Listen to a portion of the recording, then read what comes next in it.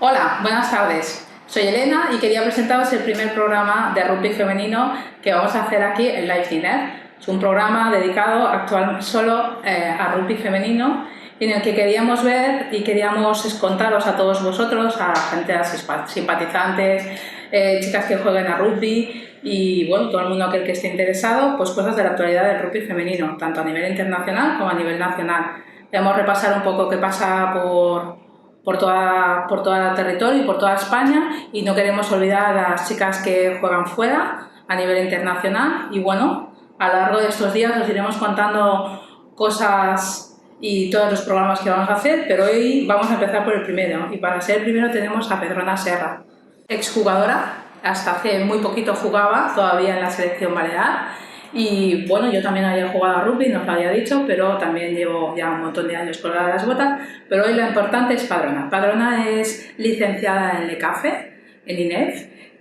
Actualmente es profesora en varias universidades, una de ellas en el de Barcelona, otra en la Universidad de las Islas Baleares. Y además Padrona tiene hecha la tesis doctoral en género y deporte y coeducación, con lo cual creo que esta tarde vamos a tener un montón de cosas que hablar con ellas interesantes, que no es fácil y que nos van a ayudar mucho a enmarcar la realidad de la mujer en el deporte, y por eso hemos pensado que no había mejor manera de empezar este programa de Live Dinner que teniéndote aquí con nosotros. Muchas gracias. Así que las gracias te las damos todas nosotras por venir. Y la primera pregunta obligada para hablar de rugby para que te conozcan las personas que nos oyen ahí detrás. ¿Y cómo empezaste en esto del rugby? ¿Cómo empecé en esto del rugby? Pues yo creo que como muchas de las chicas de mi edad más o menos y aún más jóvenes, en el universitario.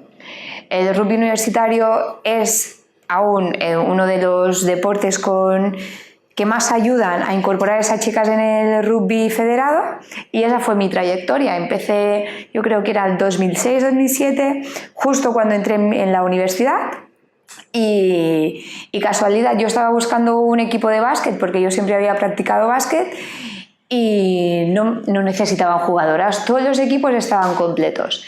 Y justo en el INEF hacían promociones buscando chicas y digo, pues mira, no he jugado nunca rugby, no tengo ni idea, sé que es una pelota un poco diferente, pero a partir de ahí buscan chicas, pues allá voy. Y ese fue mis inicios. Y rugby universitario ya me federé directamente, y también luego con el universitario de la Universidad de Barcelona, en el que me dio esa segunda vertiente del rugby que son los sevens. ¿Tú sigues siendo la seleccionadora de la Universidad de Barcelona de rugby? No, ya no lo soy. Ya no lo soy, lo fui no sé cuántos años, 3 o 4. Y como jugadora yo creo que jugué los mismos igual que con el federado. O sea que el universitario para mí ha sido una de las grandes diversiones del rugby. Es decir, en el federado no es que no me lo pasase bien, me lo pasaba muy bien, pero había ese punto de competición, de estrés, de lo que te implica una división de honor o en aquellos tiempos a sus inicios una Copa de la Reina, que te daba ese estrés, ese puntual, que con el universitario estaba, pero no lo vivías de la misma intensidad. La presión no era lo mismo. Sabías que si perdías, bueno, habías perdido, pero no pasaba nada. Siempre ibas a ganar, obviamente. Pero te daba otra forma de entender el rugby, de vivirlo, que con el federado a veces me costaba tenerlo. Es un poquito olvidado todo, y que igual nos vamos un pelín de tema, pero ya que hemos entrado con el rugby universitario, ¿ese lo han olvidado un poquito ahora actualmente? Yo creo que ahora... Es un poco olvidado por las federaciones, es un poco por las federaciones para poder ayudarnos o para poder potenciar el rugby femenino, que de eso se trataba un poquito de hablar hoy. Sí. Yo creo que para las federaciones sí es uno de los olvidados el rugby universitario. En cambio, el hecho de que se incorporara el rugby 7 en los Juegos Olímpicos, eso le ha dado otra visión en el mundo. Es decir, ahora ya sabemos que en España hay rugby. Antes de los Juegos Olímpicos tal vez no se sabía o no se sabía con tanta exactitud. Entonces, antes de que se incorporara los sevens en los Juegos Olímpicos, nadie venía y me decía, ¡ay, he visto un partido de rugby por la televisión! En cambio, justo después ya eso ya empezó a decirme, ay, ¿has visto a las leonas? Ah, pues sí, ¿has visto a las leones los resultados? Entonces, sí que ha ayudado esa incorporación y el hecho de tener esos grandes resultados de las leonas, pues nos ha dado ese plus de visión en los medios de comunicación como puede ser la gran cadena nacional, ¿no? Pública. ¿Y tú crees que en cuestión de género, en el deporte, que es el tema que más dominas y el que más nos creo que podemos ayudar a entender a las personas que nos escuchan por ahí, ¿tú crees que actualmente, en general, el deporte femenino está de moda? Es decir, ¿se viene para quedar o es una moda? Y en caso de que venga para quedarse, y retomándolo con lo que es lo nuestro y con lo que hablamos aquí hoy, ¿el rugby femenino es tomado en serio? Es decir, el deporte femenino, ¿entiendes? Sí, te entiendo. A ver, no es que sea... Yo no pienso que sea una moda. Tal vez es una moda para los medios de comunicación que han visto un cierto gancho en ese tipo de deporte. En el deporte femenino. En el deporte en general. Yo creo, los resultados siempre han sido, desde el 92, de Barcelona 92, ha habido buenos resultados y ya lo estaban antes. Lo que pasa es que con el 92, las medallas que consiguieron las deportistas españolas, pues entonces resaltaron en los medios de comunicación. A partir de ahí nunca bajó su rendimiento, nunca bajaron sus resultados. ¿Qué pasaba o qué ha pasado? Que los medios de comunicación no han prestado nunca atención al deporte femenino. Entonces, ¿es un boom de resultados? No, no es un boom de resultados. Esos siempre han sido. Lo que es un boom es que ahora los medios de comunicación se interesen por el deporte femenino. Ese es el boom. Para quedarse yo creo que sí. Ahora una vez nos hemos introducido, está costando, pero empezamos a tener algunas noticias, algunas referencias de todos los deportes. No. Hay los deportes femeninos, estrella, que salen por los medios de comunicación, que son natación, sincronizada, bádminton, porque se ha sabido, yo creo, vender bastante Carolina Marín en ese aspecto. Sí, es verdad que la hemos visto Exacto. Recientemente, ¿no? Sí. Entonces, aun estando lesionada, también salen los medios de comunicación. Entonces, esa parte yo creo que sí que han sabido hacerla, pero no los medios de comunicación, sino la gente que hay detrás de esos equipos femeninos. Vale, y al hilo de esto que dices que es muy interesante, ¿tú crees que programas como este que empezamos hoy en Live Dinner y que todavía no le hemos buscado un nombre y veremos cómo lo acabamos llamando, ¿tú crees que programas como este es interesante para que se ponga el foco en este nuestro deporte y en la visión de las mujeres? Por supuesto. Todo lo que sea dar visión a la mujer deportista y a la mujer rugby es importantísimo, porque el hecho de que salgas en pantalla está rompiendo muchísimos estereotipos.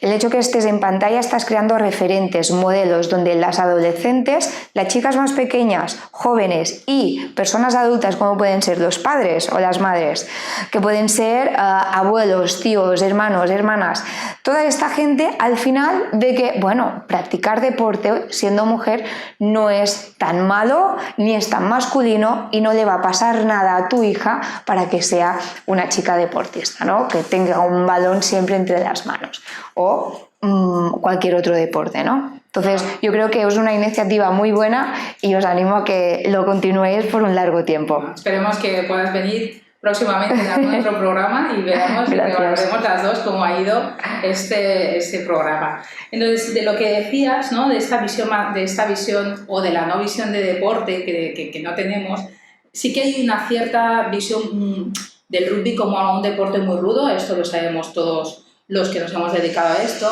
pero hay una visión muy masculinizada que no sé si le pesa mucho al propio rugby femenino. Bueno, sí y no. Es decir, el deporte en sí, desde sus inicios, y eso a mí siempre me gusta explicarlo porque se tiene que entender desde el principio, el deporte ha sido creado por hombres y para hombres. Eso estamos hablando de muchísimos años atrás, ¿no? Desde sus orígenes, desde siglos anteriores. Entonces, desde ahí empezamos una trayectoria de incorporación de la mujer en el deporte. Claro, si el deporte no está creado por ti y para ti, desde la visión femenina, desde la visión del cuerpo de la mujer, de la perspectiva de la mujer, incorporarse a aquello que no ha sido para ti, claro, están diciendo, es que te estás introduciendo dentro de un mundo que no está hecho para ti. Entonces, este factor hace que alguna gente considere que el deporte es de hombres, para hombres, y que aquellas mujeres que entran ahí son, perdón, lo voy a decir, unas marimachos. Claro, esto hay que romperlo desde ya. ¿Por qué? Porque luego... Nuestros mayores estereotipos. Claro. Entonces, esto hay que romperlo desde ya. ¿Por qué? Porque la mujer sí se introdujo en el deporte, pero no se introdujo haciendo lo que hacía el hombre, sino que se introdujo con sus valores, con sus intereses, con sus motivaciones, con su forma de ver la vida, de ver.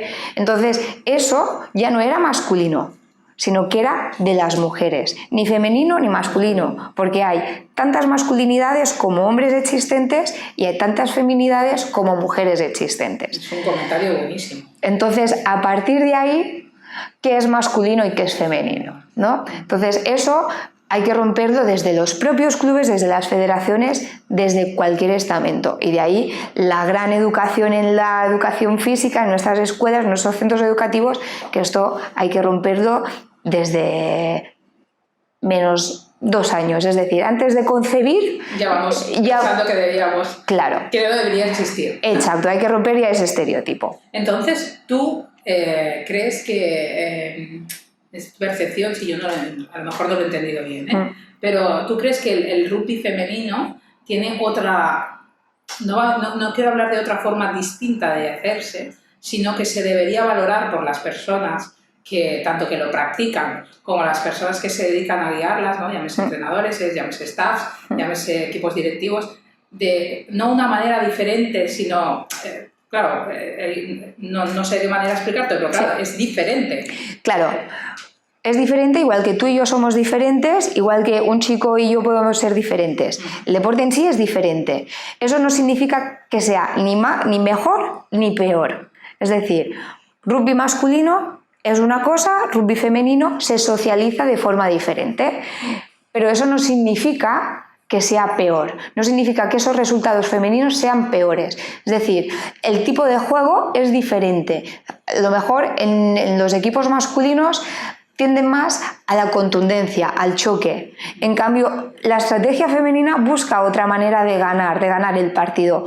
Sí, tendrá sus choques y los tendrá diferentes, pero buscará otra fórmula. ¿Por qué? Porque su concepción del cuerpo es diferente, ni mejor ni peor, es diferente. Entonces, la manera de desarrollarse el juego es diferente, ni mejor ni peor. Lo digo porque es importantísimo que no caigamos en la tentación de decir, no, es que el rugby femenino pues no es espectáculo. Bien, vamos a definir qué es espectáculo y con qué criterios definimos ese espectáculo. Claro, si definimos espectáculo en base al juego masculino, entonces, claro, femenino nunca será espectáculo, porque siempre es diferente. En cambio, si definimos los valores, los criterios, la forma de jugar del femenino y lo definimos eso como espectáculo, entonces el otro tampoco va a ser espectáculo. Entonces, vamos a definirlo con términos reales, prácticos y que no sea una cosa peor ni mejor, simplemente que lo tratemos diferente con sus espectacularidades de cada tipo de deporte.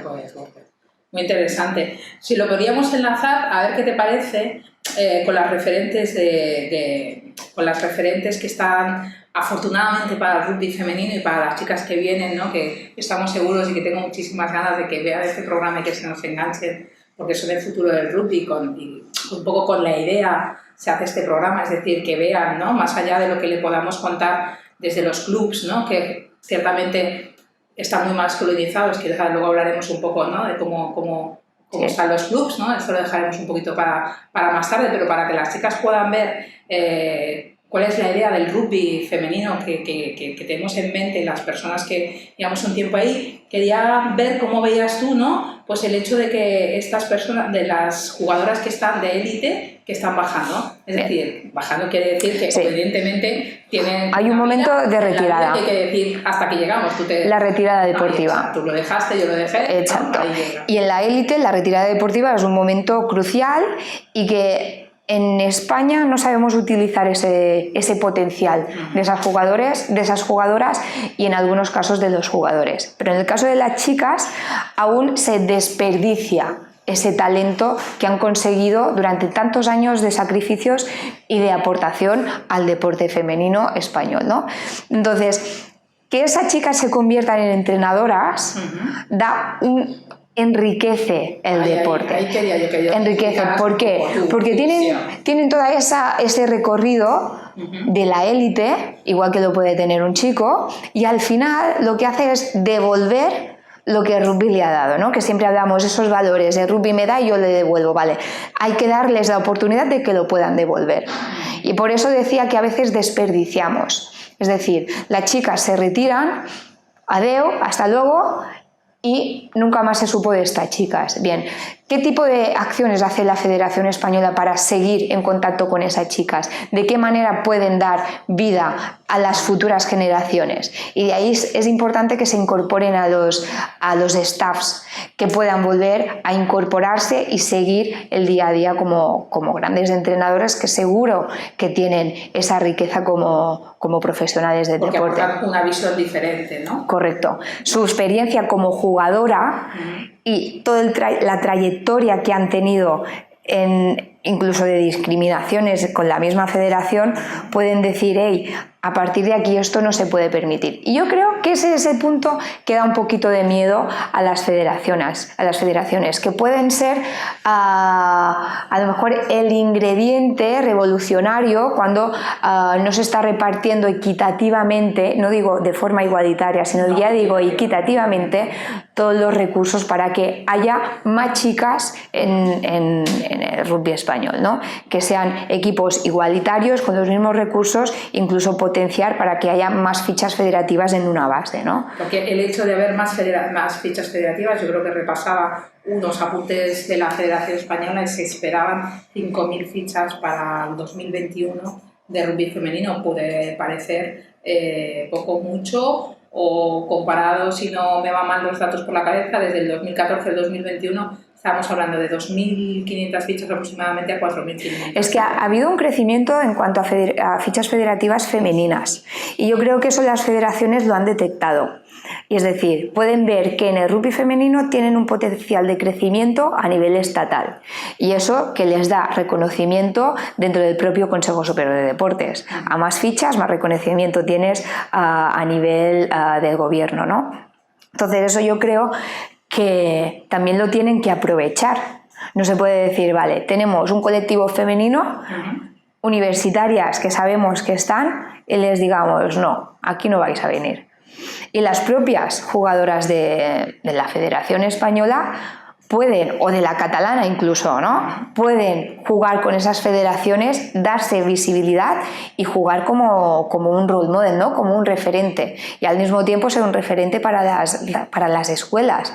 No es solo que se incorporen como entrenadoras, ¿sí? Sino que también pueden ser referentes para ir a los centros educativos, para hacer formaciones. En ámbitos más básicos. Claro, uno de los problemas que tenemos en el rugby femenino es que las chicas se incorporan muy tarde y se inician en el rugby femenino muy tarde. Entonces, eso, claro, algunas sí que vienen de otros deportes, que esa es la base motriz, la tienen muy desarrollada. Sí. En cambio, si son chicas que empiezan a universidad y no han hecho ningún deporte nunca, el hecho que se incorporen al deporte les va a costar muchísimo. Ya vamos como un poquito tarde, ¿no? Exacto. Entonces, el hecho de utilizar estas chicas, que mal suena, pero el hecho de poder tenerlas y potenciar ese deporte en los centros educativos, vamos a crear un deporte base mucho más rico. Vamos a crear chicas, niñas con una base de rugby. En casa lo van a aprender, lo van a escuchar, porque van a llegar y van a decir, no, hoy ha venido tal jugadora, no voy a decir nombres, tal jugadora a mi centro educativo y hemos hecho rugby. Rugby para las familias puede ser desconocido. Entonces volvemos a romper otra barrera, que es el gran desconocido, ¿no? Aprovechando lo que decías del rugby, que es muy desconocido, quería contarte una anécdota que pasó en un campeonato de rugby 7 de selecciones hace aproximadamente 2 años en Valencia. Y hablábamos de esto, de las desigualdades un poco que hay, ¿no? Entonces se jugaba un campeonato de selecciones, a igual, chicas y chicos, 2 campos, típico, ¿no? El mismo campo se juegan. Vamos a obviar si las chicas juegan en el campo mejor o peor, porque seguramente nos utilizaríamos otro programa para hablar de esto, pero llegan las semifinales y solo hay un único stream, ¿no? Las cosas que pasan, el dinero da para lo que da, equitativo o no, lo discutiríamos mucho, ¿no? Pero solo hay un streaming. En el streaming actual, o sea, en el momento se están ofreciendo partidos de la, si no recuerdo mal, de la 14 a la 16ª posición de rugby masculino. Y en el campo B se está jugando una semifinal. Bueno, al final conseguimos, ¿no?, un grupo de madres que se pasara por streaming la final, la semifinal y la final. Hubo que retrasar la final de chicos para que el streaming pudiera dar la final de chicas. Eso es una discriminación, evidentemente, en toda regla, que a lo mejor nadie pensó, pero que volvemos un poco en eso que veníamos hablando toda la tarde, ¿no? Que el hecho de que no haya personas referentes dentro de las, quizás pues de los clubes, de las federaciones, que no se acerquen, quizás pues porque, por lo que decíamos, ¿no?, por el abandono ya no solamente del campo, sino también bueno, en el campo, en las federaciones, que la mujer desaparece, ¿no?, la jugadora desaparece y no puede devolver eso. Bueno, siempre la tengo ahí, ¿no? No es una anécdota, porque eso más bien no es una anécdota, sino es una anécdota un poco triste en todo caso, ¿no? Pero ¿a ti qué te parece que a nivel de rugby femenino se desperdicie el poder ofrecer, ¿no? Bueno, es que aquí yo creo que hay muchas maneras de hacer discriminación, y una es esta. No solo por el hecho de que, vale, solo tenemos un streaming, solo tenemos un campo principal, tenemos muchos equipos, hay que doble jugar. La gran discriminación está en que no se piense en que el equipo femenino también tiene que ser retransmitido. El rugby femenino no tiene que estar... en cuenta de base, ¿no? No, que ya no se tenga en cuenta de base. Y eso me da argumentos a otro dilema, que es: ¿y dónde estaban las mujeres que organizaban ese evento? ¿Cómo que no se ha tenido en cuenta esa visión femenina? ¿Que es que no han incorporado ninguna mujer en la gestión de ese evento? Porque a veces eso pasa. Es decir, como no hay ninguna mujer, no se piensa en la otra persona. ¿Sí? Entonces, el hecho de haber incorporado mujeres en esa gestión de ese evento deportivo le daría opción a incorporar a eliminar ya directamente esa discriminación, seguramente, ¿no? Porque ya pensarían, bueno, si es una final femenina habrá que retransmitirla, ¿no? Y entonces aquí, ¿por qué no se intercambiaron los partidos? ¿Por qué no se pierde un partido masculino en el segundo equipo, en el segundo campo? De hecho, lo que dejamos de ofrecer es calidad. Fíjate, porque además dejamos de... Está retransmitiendo el partido, la final, ¿sí? Que es más interesante. Bueno, ahí vuelve a estar el dilema, ¿no? ¿Qué es espectáculo? ¿Qué es interesante? ¿Qué es competición? Es interesante para qué y para quién, ¿vale? ¿no? ¿Para qué? ¿Y para quién? ¿Para quién? ¿Y quién lo ve? Bien, si tú no acostumbras los ojos de la gente a ver un deporte femenino, el rugby femenino, obviamente a nadie le va a interesar. ¿Qué es primero, el huevo o la gallina? Pues no se sabe. ¿Qué es primero, las noticias para que se puedan interesar o interesa porque hay noticias? ¿Vale? ¿Y dónde crees tú que deberían ser estas políticas, ¿no? Para hacer hincapié, o políticas que hicieran, que reforzaran, ¿no? Todo esto del rugby femenino? ¿De dónde sale? ¿Cómo lo hacen? En primer lugar, debería salir de unas políticas de igualdad que existe desde 2007. Tenemos la ley de igualdad efectiva para hombres y para mujeres, donde se debe asegurar la igualdad de oportunidades, y además hace un especial hincapié. Hay un artículo que dice que en el deporte se debe asegurar la igualdad en cuanto a participación, igualdad de oportunidades, presupuestos, etc. Pero de esa ley a lo que pasa en realidad, ¿quién lo controla? Entonces, ¿quién debe empezar? Pues el gobierno. A partir de ahí, los políticos son los que hacen las leyes, ¿vale? La hacemos, pero luego hay que asegurarse que esa ley llega que es cumplida. Bien. Luego tiene que haber la otra parte de sensibilización de esas personas. Las personas son las que hacemos que las leyes se cumplan, ¿no? Si a nadie le interesa o nadie quiere que seamos una sociedad más justa, más igualitaria, con igualdad de oportunidades y que no haya discriminaciones, entonces, ¿cómo lo aplicamos, no? Entonces, son las mismas personas que debemos estar al pie, y no solo las que nos consideramos feministas, sino que todas aquellas personas que queremos esa sociedad más justa, hay que ponerse las pilas y decir, esto no puede pasar. ¿Y tú crees que las jugadoras, vamos a tratarlas como jugadoras? Alguien me dijo una vez, no son chicas, son jugadores o jugadores, ¿no? Vale. Y dije, pues tienes razón, Vale. son jugadoras, vamos a hablar de jugadoras. ¿Tú crees que las jugadoras jóvenes que vienen pisando fuerte, ¿no? Porque quizás enmiralladas, ¿no? En las leonas, ¿no? Que hablábamos hace un rato, ¿no? Esta generación de oro que tenemos, ¿tú crees que piden ese cambio a los clubs, a las federaciones, a, no sé, a qué más se te puede ocurrir? Ya al gobierno, ¿no? se pidió en un europeo, que hicieron unas pancartas y salieron en prensa. Ahí se las castigó de una forma brutal a las propias jugadoras de la selección. Las propias jugadoras son las que piden esos recursos. ¿Qué pasa? Que a veces quedan diluidas, porque 15 personas delante de 25, de 30, de miles, queda muy poca cosa. Entonces, no solo son las chicas, sino que ahí tiene que también participar el masculino. Por ejemplo, en Suecia el masculino renunció a parte de su, estoy hablando de fútbol, renunció a parte de su sueldo para que se equipararan los sueldos del fútbol femenino y el fútbol masculino. Estoy hablando de primera. Aquí unas chicas piden sus derechos, porque son derechos, y el masculino dice, esto no va conmigo, ¿no? En los clubes pasa exactamente lo mismo. Las propias jugadoras piden esa igualdad de condiciones y el equipo masculino dice, bueno, esto es cosa, es batalla de las chicas, de las propias jugadoras. Bueno, no están así. Si no son es tus así, compañeras. Y si no es así, aparte de los compañeros, que evidentemente es así como debe de funcionar, y estaría totalmente de acuerdo, ¿quién debe de hacer un paso adelante dentro de los clubs? Sé que te pido, ¿no? Bueno, luego están los propios clubes, cómo funcionan. ¿Tienen mujeres ahí dentro? ¿Qué plan de igualdad tienen en su club? Deberían tenerlo por ley. Deberían tener siempre un plan de igualdad.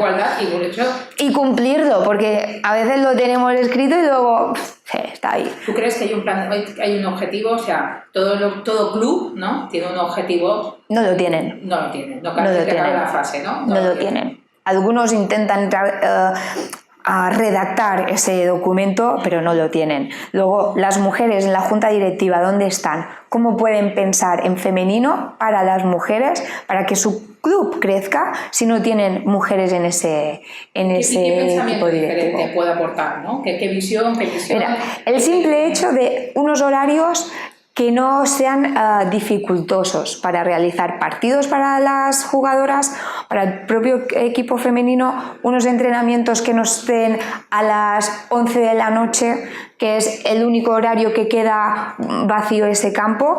Eso, el campo luego también es otro dilema, otra problemática, ¿no? Que de falta de instalaciones. Pero una mejor gestión de esos clubes puede mejorar una visión femenina. ¿Qué pasa? Que si solo incorporamos una mujer, esa mujer no va a poder hacer nada dentro de ese club.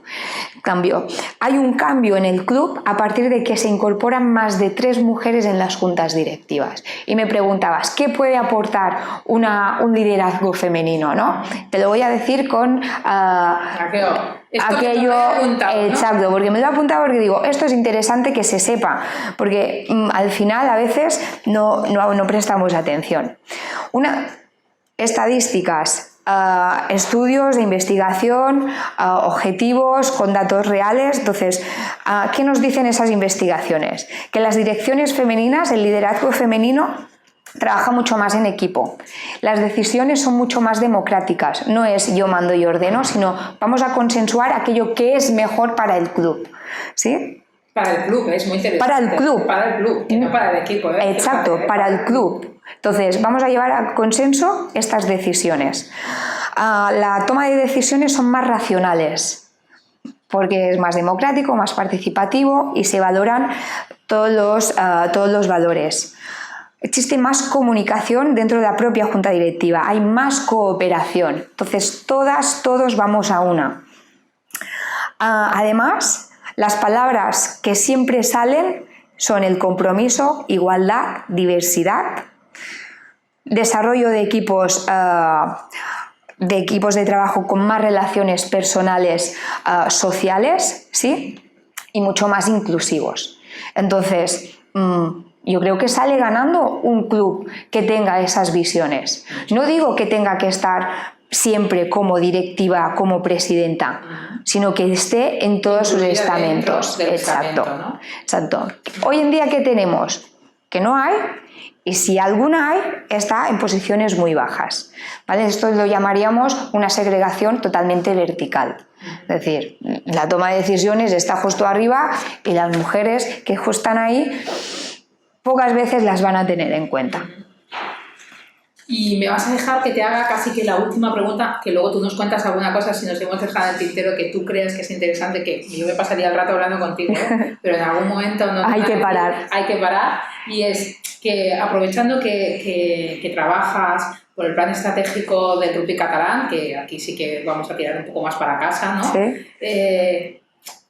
Junto con la federación, cuéntanos, ¿cómo va? ¿Qué hacemos ahí? ¿Qué podemos esperar del plan estratégico? ¿Qué nos va a ayudar al rugby femenino? ¿O en qué podemos nosotros ayudar al rugby femenino al plan estratégico? Bueno, el plan estratégico de la Federación Catalana de Rugby ha intentado inicialmente escuchar todas las voces para que todos los clubes catalanes se sintiesen representados y que nos pudieran decir realmente sus problemáticas, tanto del femenino como del masculino. Y sí que se trabajó en una parte con el femenino, porque es necesario dar un plus a esos equipos femeninos, por todas sus dificultades que tienen, y porque si analizamos la trayectoria del femenino vemos que hemos pasado de 2 clubes en división de honor a 1 y que se mantiene en pinzas. Sí. Entonces, algo está pasando con el rugby femenino a nivel catalán y hay que analizarlo. Y en ese punto nos hemos parado y estamos buscando estrategias para mejorarlo. ¿Qué podemos esperar? Podemos esperar, yo creo, un cambio en la federación, un impulso, otra nueva visión, una otra manera, o a lo mejor no muy diferente, pero con unos indicadores muy claros que ayuden a los clubes que han pedido esas, y nos lo han dicho directamente, que tienen unas demandas y que hay que resolverlas, porque si no, los propios clubes no es que se mueran, sino que entran en unas dinámicas que les cuesta avanzar, ¿no? Entonces, yo creo que eso es lo que hay que esperar de la federación, unas estrategias, unos indicadores, unas recomendaciones que luego cada club decidirá. Cada según su idiosincrasia, ¿no? Cada una es muy variopinta. Exacto, porque cada club, porque analizamos también los funcionamientos, la manera de ser y todo de los clubes, y vemos que en Cataluña la disparidad, la fórmula que tienen todos los clubes de Cataluña son bastante diferentes. Entonces, cada club debe adaptarse a todas esas recomendaciones que al final esperemos que salgan de ese plan estratégico. Seguro que sí. Padrona, por último, te dejamos, no sé, el tiempo que tú quieras para hacernos, pues yo qué sé, esa aportación que no hace falta que yo te la pregunte o que, no sé, que te surja así para las chicas, para nuestras chicas jóvenes sobre todo. Bueno, yo creo que hay que disfrutar del rugby. El rugby dura y dura para siempre, pero no siempre se puede jugar. Entonces, esos minutos que se juegan hay que disfrutarlos al máximo, disfrutarlos y que parezca que siempre es el último minuto de juego, porque eso es lo que te va a dar esa vida de seguir jugando. Muy bien. Padrona, muchísimas gracias, porque el primer programa nunca es fácil. Espero que te hayas sentido lo más a gusto posible y he pasado un rato extraordinario contigo hablando de esta pasión que mucha gente comparte, que es el rugby. Esperamos que os haya gustado, que volvemos en breve, que esperamos tener a Padrona y seguramente ya tendremos con otras contertulianas que podréis hacer hasta alguna pregunta. Y bueno, esperamos que os haya gustado nuestro primer programa de Live Dinner y que seguro que iremos limando con el tiempo. Muchísimas gracias, Padrona. Gracias a vosotras. Venga.